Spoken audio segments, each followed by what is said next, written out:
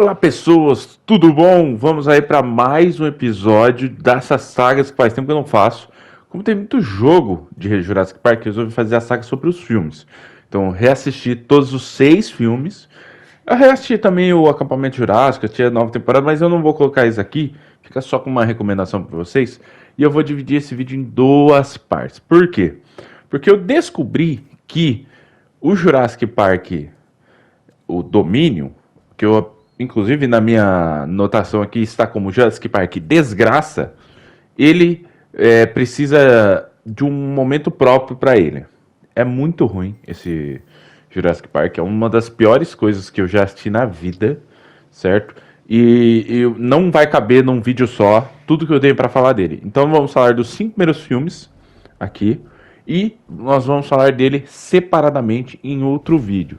Esse vídeo sai quando? Eu queria fazer tudo num dia só, mas eu acho que eu não vou ter material suficiente para gravar tudo num dia só. Então vai ficar para semana que vem porque falta material gravado para mim usar, que é o material de fundo que vocês estão vendo aí do Jurassic World Evolution, que eu estou preparando já para fazer para vocês aí o último vídeo que faltou dessa série aí, ok? Então, sem enrolação, vamos embora. Jurassic Park, dirigido e produzido por Steven Spielberg. Eu não tenho certeza se ele foi produzido, mas eu acho que sim. É uma obra-prima. Ele só tem um único problema, tá? Que ele é um filme nota 10, só que ele ficou ali pra mim com 9.8 por causa de cenas desnecessárias que te tiram do filme. Eu raramente falo sobre isso, porque eu acho que não é justo com algumas empresas e tudo mais que produzem esse tipo de conteúdo, a gente pesar a mão nisso daí. Mas, no caso de Steven Spielberg, que é um diretor excepcional, eu acho que é justo a gente fazer isso, porque ele é um diretor de altíssima qualidade. Então, na verdade, eu estaria sendo injusto com os outros filmes que a gente analisou já aqui, jogos, se eu não cobrasse isso de um diretor tão bom quanto Steven Spielberg, ok? Então, por isso que eu estou pesando um pouco mais nisso aí, certo? Existem algumas cenas, são 3 no total, assim, que são incômodas, que são normalmente relacionadas ao advogado que aparece no filme, certo? O advogado no livro, ele tem muita participação e é um personagem com bastante fala e importância para a trama. Só que aqui, no filme, ele é só um personagem que foi colocado meio que para morrer durante o filme. E isso é um pouquinho brega, né? Uma coisa que o Spielberg não costuma fazer, mesmo no Tubarão lá, todo mundo que aparece e tudo mais tem importância ou relevância para a trama, né? Por exemplo, os banhistas, para mostrar que as pessoas não levam a sério o protagonista, né? Então tem todo um ponto de como as coisas vão sendo encaradas. Aqui já não, né? Aqui acabou virando algo meio problemático dentro da trama. Por exemplo, a primeira cena que nós vemos com esse advogado é eles numa escavação de âmbar. E essa cena é totalmente desnecessária para o filme, dos dois. O Dodson com o Dennis Nedley, ele é importante, por exemplo, para a gente entender que tem uma empresa por trás, que só vai ser usada lá para frente, mas ok. Tudo bem, era um preparo para um segundo filme que não foi por esse caminho. Só que no caso desse advogado não serve pra nada, porque esse âmbar, a gente vai ver ele durante o filme, tem várias cenas que ele reaparece, mas que não necessariamente precisavam dessa. Não é um foreshadowing, como costumo falar aqui, não é um preparo para o que está acontecendo dentro da trama. Então a gente acaba meio que sofrendo um pouco com esses detalhes e tira um pouco da cena esses momentos, que não conversa com o resto da obra, entendeu?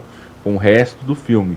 As outras cenas, a primeira é quando eles estão no jantar, porque eu acho que o advogado tem umas falas muito expositivas e tem certas coisas ali que são meio idiotas. Por exemplo, o advogado é tratado como um cara totalmente sem respeito nenhum. Como isso é baseado aqui que eu tô falando? E a terceira cena, né, que é a que vai provar para vocês, é a cena onde o advogado está no carro com os netos do Hammond e ele manda o moleque guardar o negócio. E é uma cena tão ruim que ela ainda fica meio tipo assim, o que a gente fala agora? Dá pra ver os atores desconfortáveis com a cena, entendeu? E esse é um problema desse filme que os atores são excelentes, então quando eles não estão confortáveis com a cena, até as crianças são excelentes, são muito bem dirigidas. Então até quando as crianças estão em cena, elas estão atuando bem, então tem muito disso de a gente sentir todo o impacto que tem dentro da cena pelos atores, porque é uma qualidade desse filme, atores excelentes. Então se tivesse um pouquinho mais de direção, talvez o advogado não fosse um personagem tão desgostável, ele fosse melhor, porque ele tem que ser o contraponto da história, mas ele ficou o contraponto demais, né? É até vergonha ler algumas coisas assim que não parece muito natural. É a única coisa que eu tenho para reclamar do filme. E já estamos aí em quase 6 minutos de vídeo e eu só tô no primeiro filme ainda, por isso que eu tive que cortar para 2. Enfim, ainda falando do primeiro filme, tem a cena do carro na árvore. Eu não vou conseguir botar para vocês porque eu tô gravando pelo PC, pelo Play, né? Então não tem como eu adicionar as edições, certo? Mas eu pretendo baixar esse vídeo e quando eu arrumar o meu computador para poder editar e tudo mais, eu vou remontar esse vídeo aqui de uma forma mais adequada e aí vocês vão ver os inserts e tudo mais. Continuando, essa cena da árvore, ela é a melhor cena do filme. Ela é muito bem gravada, ela não usa CGI, como muitas cenas hoje em dia usam. E o mais incrível de tudo, ela não tem nenhum dinossauro num filme de dinossauro e é a melhor cena do filme. E isso não incomoda, pelo contrário, é legal isso daí. O filme é muito bem dirigido, muito bem escrito, né? O Michael Crichton pegou vários dos aspectos que ele não gostou do livro e refez aqui pro filme. Sim, ele é o escritor do roteiro desse filme e ele sabia o que ele estava fazendo, realmente ficou muito bom. Com uma nota 9.8, a gente encerra o primeiro filme. A partir daqui, nós vamos falar um pouco mais sobre mudanças técnicas que foram acontecendo durante os enredos, né? No primeiro filme, praticamente tudo é animatrônico com alguns pontos em CGI. E esses pontos em CGI são bons até hoje. O pior CGI do filme inteiro, é o Brachiosauro do começo do filme. E ele ainda assim é não só apaixonante, como lindo, né? É uma cena linda. Então tem esses pequenos detalhes que faltam ali, na minha opinião, para algumas produções mais modernas. Mas vamos lá, vamos falar do segundo filme agora, tá? O segundo filme, se passando alguns anos depois do primeiro, né? Nós voltamos à ilha. Nem falei da história do primeiro filme. Parabéns pra mim aí, ó. No primeiro filme, John Hammond, né? Um bilionário, quase trilionário no enredo, mas ok. Ele cria uma ilha usando genes de mosquitos que guardaram sangue de dinossauros e complementando com DNA de répteis. Na maior parte deles, sapos e iguanas. Por que isso é importante?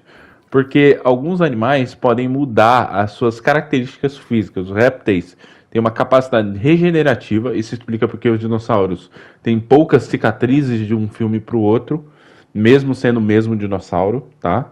Isso daí, vocês verem que o Spielberg, ele pensa tão à frente que até cenas e coisas, detalhes, para não criar descontinuidade com continuações, o cara pensou. Então tem esses pequenos detalhes que são maravilhosos. Uma coisa importante dizer aqui é o detalhe do creme de barbear, tá? O creme de barbear é um dos detalhes assim que ele deixou lá, só foi ser utilizado lá em Acampamento Jurássico, né? Mas ele é um ponto aqui mostrando que o Spielberg já tinha um direcionamento para uma continuação que funcionaria, entendeu? Então, ele quer fazer um parque de dinossauro, chama a galera, entre eles alguns personagens que a gente vai ver no decorrer da franquia, Dr. Alan Grant, Dra. Sattler, que é uma paleobotânica, ou seja, estuda plantas do período do Paleozoico, Mesozoico e Jurássico e Cretáceo. Para quem não sabe, são as eras dos dinossauros. O nosso Alan Grant é um arqueólogo, né? E aí, um paleontólogo, na verdade. E o Ian Malcolm, que é um cientista da teoria do caos. Ele é um cara meio excêntrico, mas ainda assim carismático. E esse é um ponto importante, porque todos os atores desse filme são muito bons. Mas vocês vão ver que a falta desses atores bons nas continuações queimam muito o filme do trabalho inteiro. Queimou muito o filme, ficou ótimo falando de filme. Continuando. No segundo filme, passando anos depois, Hammond foi forçado a jogar as coisas para debaixo do tapete. O sobrinho dele fez isso, né? E então todo mundo que estava lá na ilha ficou sendo tratado como maluco e tudo mais, porque ela ainda não era de conhecimento público, entendeu? Hammond, vendo que o sobrinho dele vai fazer merda, e ele tenta reunir um grupo com o Ian Mal para ir até a ilha, documentar tudo e retornar com essas informações de como a ilha está se virando para criar como uma reserva. Essa ilha não é a primeira ilha que a gente viu no primeiro filme, e sim a segunda ilha, que é mais ou menos um habitat mais natural para os dinossauros. Ela é aberta, os dinossauros andam e tudo mais. Uma curiosidade para vocês aqui. No enredo, a gente não vê isso sendo falado, mas através dos jogos do Jurassic Park, no geral aí, nós descobrimos que todas as ilhas da Las Cinco Muertes, como é chamada, são ilhas com dinossauros criados geneticamente. Então, todas essas 5 ilhas têm dinossauros lá através dos laboratórios. Dinossauros diferentes, tipos diferentes e que a gente não chega a ver, e nem mesmo nos livros, né? Que são os animais que tem lá. Por isso que você, por exemplo, vai ver lá pra frente, aparecer um giganotossauro que a gente nunca viu dentro da franquia. Por causa disso, né? Ou um Baryonyx, algumas coisas assim. É porque esses dinossauros estavam nessas outras ilhas e foram levados pra lá, entendeu? Ou capturados depois e se soltaram no mundo convencional e tal. A gente chega lá, né?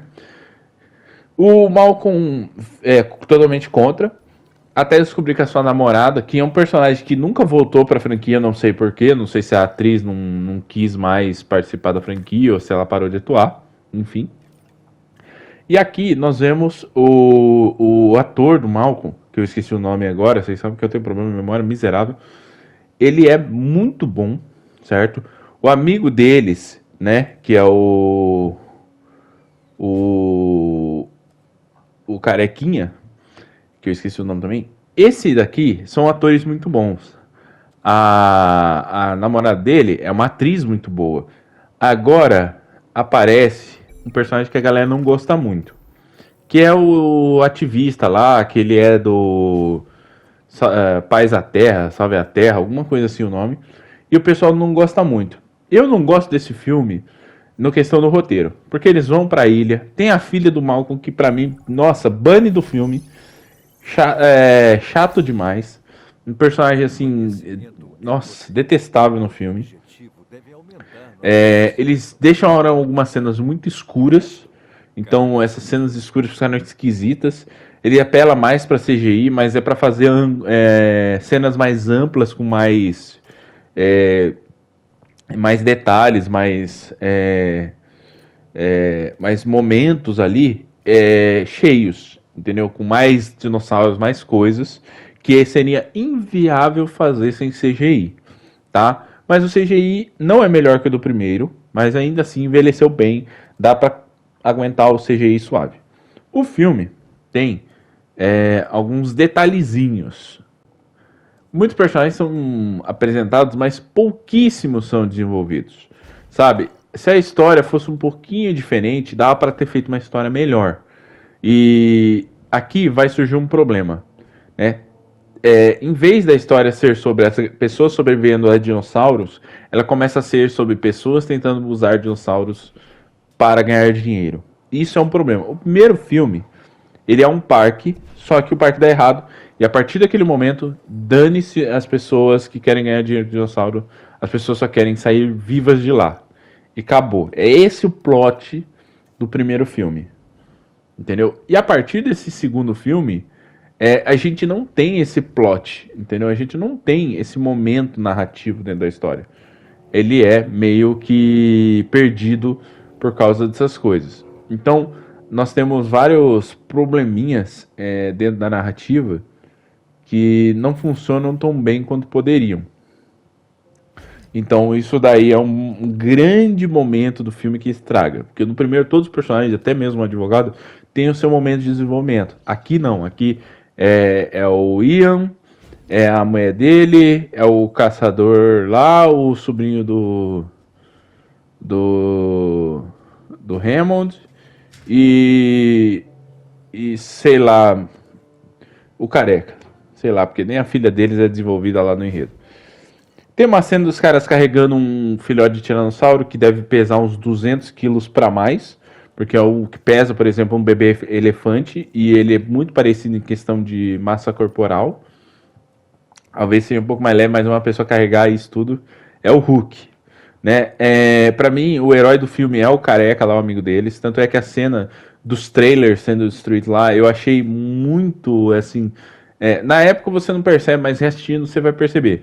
Os dinossauros vêm atrás do tiranossauro, que pra mim já não faz sentido, eles deviam ter tratado o bicho lá e ido embora. Eles vêm atrás do tiranossauro e não precisava estar o filhote lá, porque ela tava com a roupa suja de sangue. É um plot que vai se arrastando durante o filme, que funciona. Então não precisava disso, né? Eles vêm, pegam o filhote, aí eles vão embora. Aí eles voltam pra atacar o trailer. Tudo bem até aí. E aí eles vão embora e depois voltam uma terceira vez, cara. E isso pra mim é um problema desse enredo. Que ele tem esse vai e volta, esse vai e volta. E o Ed, lembrei o personagem, ele morre aqui e ele é o herói do filme, cara. Você não mata o herói do filme no meio do filme. Entendeu? E é um personagem muito legal. E esse filme tem duas versões, tá? Tem uma versão mais completa, que inclusive aparece o Ed dando um tiro no próprio pé lá com a arma e morrendo antes dos dinossauros comerem ele, que não é a versão atual do filme. Se você procurar, você não vai achar essa versão. Vai chamar outra versão. E tem algumas cenas a mais e a menos, muda alguns detalhes lá e tal. Rola uma remasterização em umas versões mais novas aí. Que é. Lembrando que eu assisti os 6 filmes pela Amazon. Tá? Então eu assisti todos eles pela Amazon. E aqui vem um detalhe pro próximo filme, mas calma que a gente já chega lá. O filme acabou com uma nota 7.9. Né? O menor ponto desse filme aqui é o roteiro. Mas a trilha sonora, que eu nem citei ainda, é excepcional, porque o John Williams é excepcional. É um compositor à frente do seu tempo. E Spielberg é um diretor à frente do seu tempo, então faz sentido os dois trabalharem juntos. Aqui há várias cenas onde parece que algumas coisas foram dirigidas por um diretor e outras pelo Spielberg, certo? Então há essa diferença. Rola boatos que quem dirigiu o filme não foi o Spielberg só dirigiu algumas cenas. E eu posso falar, é bem provável pelo filme e o jeito que ele é. Existem cenas memoráveis e bem legais, e outras assim meio pouco inventivas, pouco criativas. A cena melhor cena do filme, novamente, é uma cena de carro, que é os carros no penhadeiro. Tem um dinossauro lá, mas ela não fecha muito bem, né? Então é uma cena excepcional. Se vocês quiserem dar uma olhada como é que foi feita essa cena do trailer na beirada, é muito bem feita, é muito bem montada. O único detalhezinho que não fica muito bem feito é o pneu voando depois do final da explosão. E só. Mas é uma cena muito bem feita, muito bem produzida. Vamos para o terceiro filme, tá? Ele agora traz de volta o Alan Grant, certo? Nós conhecemos a Dra. Sattler casada ali, né? E com filhos, né? Com um filho, eu acho só, né? E aqui nós temos um problema. A história tem a família Kirby, que tá atrás de um menino que tá 8 semanas na ilha. 8. Esse roteiro é uma merda, certo? Por quê? Gente, ninguém sobrevive 8 semanas no Congo. Uma pessoa experiente não sobrevive 8 semanas no Congo. Imagine com dinossauros que têm um olfato de mais de 50 km de alcance. Mesmo uma pessoa treinada teria dificuldades de sobreviver num ambiente hostil desse. Então não faz sentido nenhum essa história. Não faz. O roteiro é ruim, a motivação é ruim, que não precisava ser. Podia ser o Billy. E o Billy, cara, o Billy era um personagem tão bom nesse filme E ele só faz burrice. Sem motivação, sem nexo nenhum, tá? Eu não gosto muito do design dos Velociraptor desse filme. Eu prefiro dos anteriores, né? Inclusive tem uma cena final no filme anterior que eu nem comentei aqui porque eu quero fingir que ela não existe. A menina dando uma bicuda num bicho de, sei lá, uns 300 quilos. Que é por isso que o Velociraptor é absurdo nesse enredo aí. E lembrando que o Spielberg já deu a desculpa disso aí, né? Que como o gene deles não é o gene original, então eles são geneticamente modificados. Por isso que eles não têm as penas, por isso que eles são um Velociraptor tão grande e tal. Mas aqui, o design ficou meio xixelentinho. O espinossauro é um dinossauro interessante, eu só não entendi o motivo pelo qual eles colocaram o espinossauro matando um T-Rex no começo do enredo, né? Eu achei meio merda isso aí. Mas esse espinossauro vem do nada, vai pro nada. Então tem algumas coisas que ficou não ficou palpável. Eles podiam ter colocado que o menino ficou 3 dias lá, que seria mais crível, certo? Ou melhor ainda, eles podiam ter feito um filme onde o Billy fala pro Alan, ó, a gente tem que aceitar isso aqui, porque a gente vai falir e tal, não sei o que. E é realmente uma galera que tem dinheiro, paga lá o Alan Grant, eles vão sobrevoar a ilha. Vem um pteranodonte, pá, no avião, o avião cai, e aí ele tem que tirar a galera da ilha. Olha que enredo mais interessante, né? Que é um acidente, a galera, olha só, tentando sobreviver a dinossauros, olha só, velho. Mano, pra que enfiar essa criança aí? Não precisava.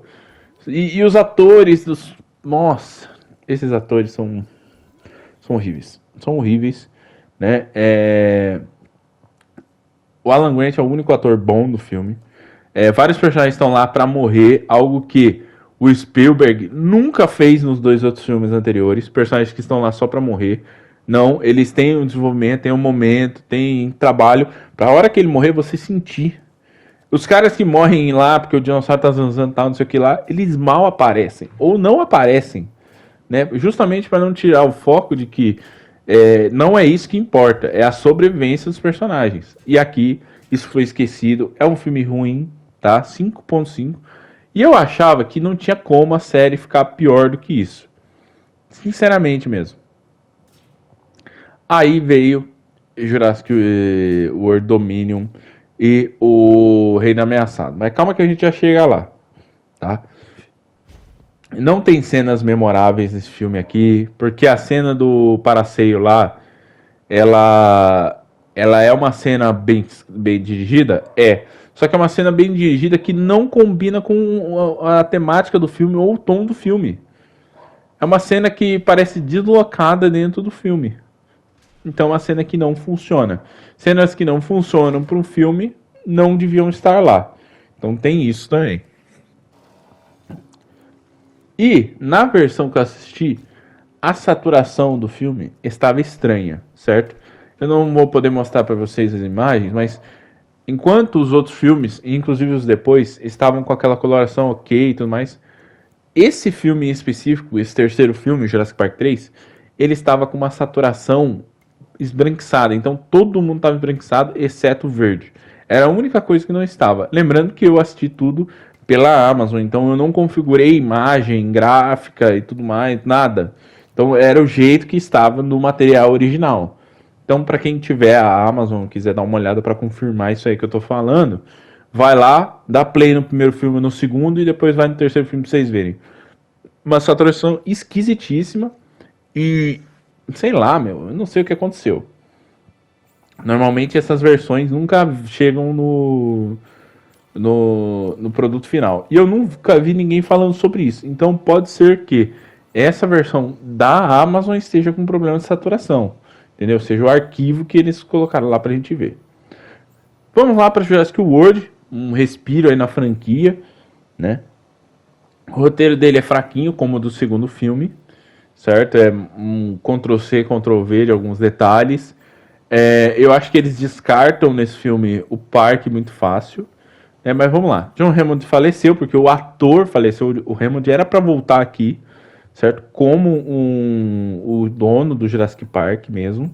Só que como o ator já tinha falecido, eles não quiseram substituir por causa de respeito ao ator, que também virou uma cara da franquia, né? Então, por causa disso, eles acabaram tirando o Hammond da história e colocaram o Masrani, que o ator é bom, mas os caras matam eles durante o filme. O filme trata da Claire, dos sobrinhos dela que, nossa, mais uma vez, crianças super inteligentes. Meu, tem uma cena do menino consertando o carro e é uma das cenas mais absurdas da história do cinema. Por quê? Muita gente fala assim, mas a bateria... Gente, o pneu do carro estaria vazio. O pneu do carro estaria vazio. A calibragem de um pneu, sem ele andar, dura no máximo 2 anos.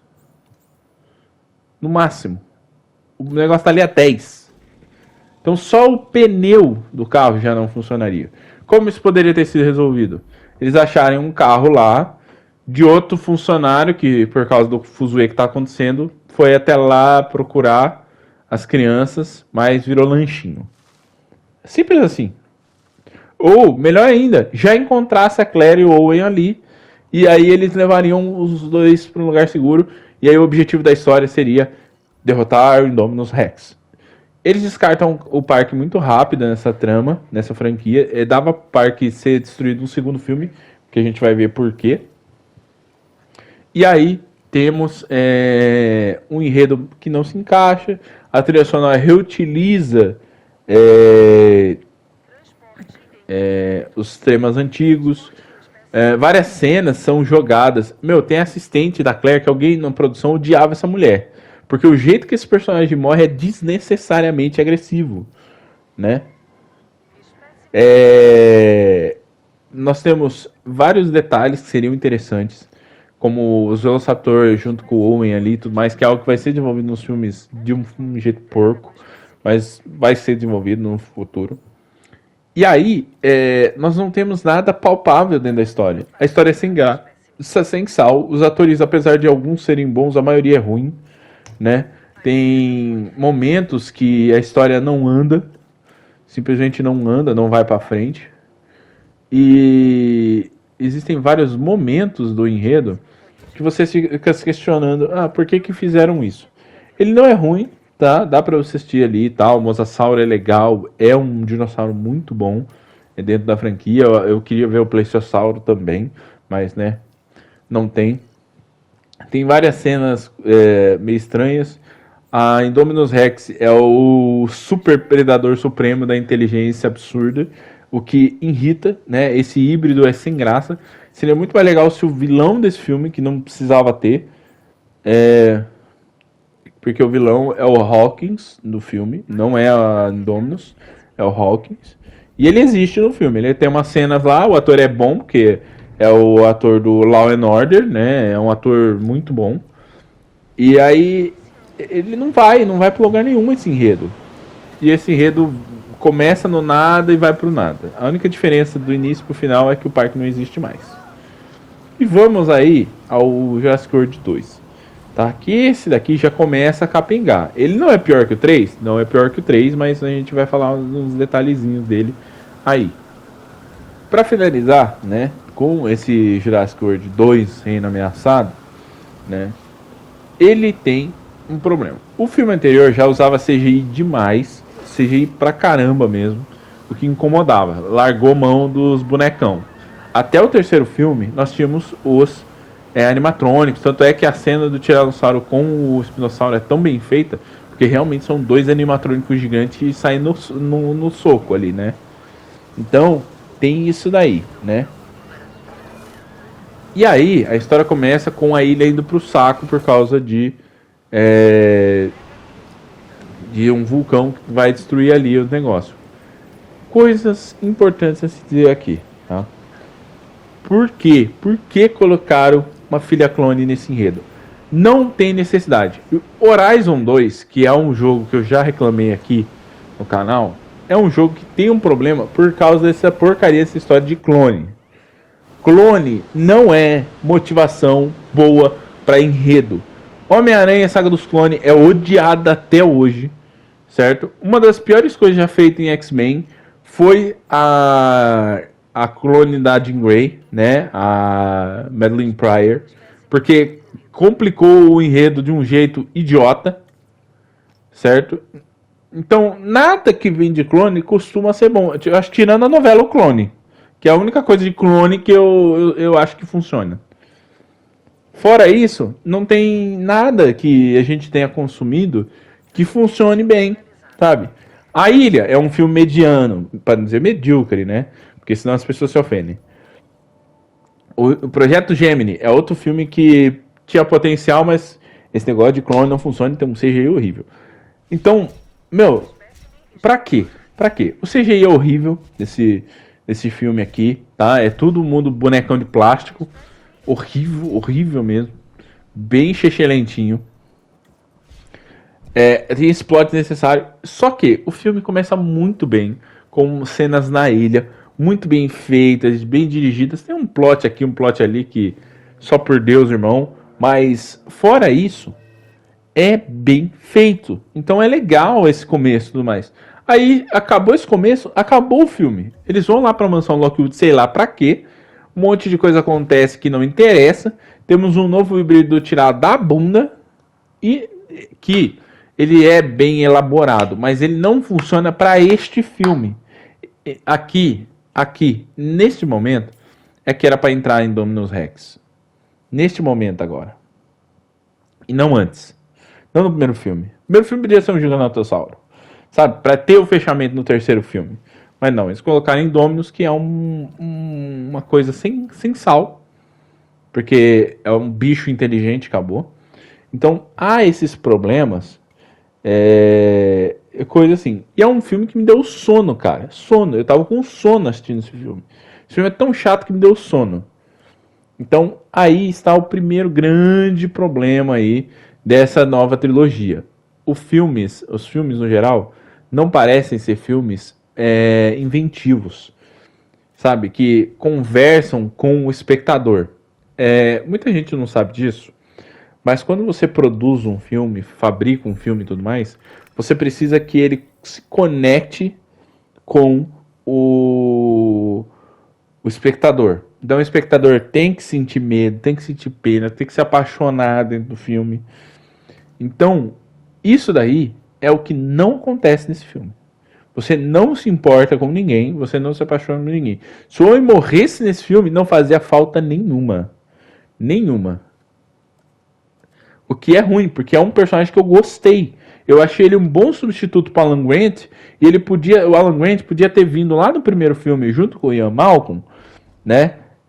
O Ian Malcolm falando, eu acho que agora já deu, né? Isso aí, né?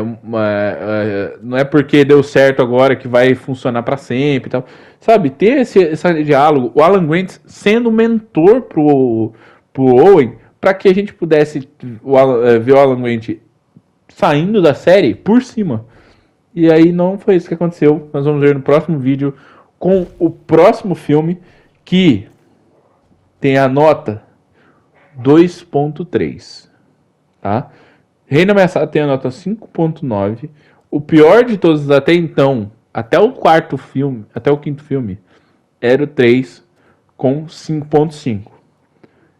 Esse Jurassic World Dominion, que eu chamei de Jurassic World Desgraça, tem 2.3 de nota. Vamos ser uns 10 a 20 minutos de eu ofendendo este jogo com todas as minhas forças, tá? Então a gente se vê no próximo vídeo, que sai no domingo que vem, ou no sábado, ainda não sei. E falou, valeu. Até mais. Fui.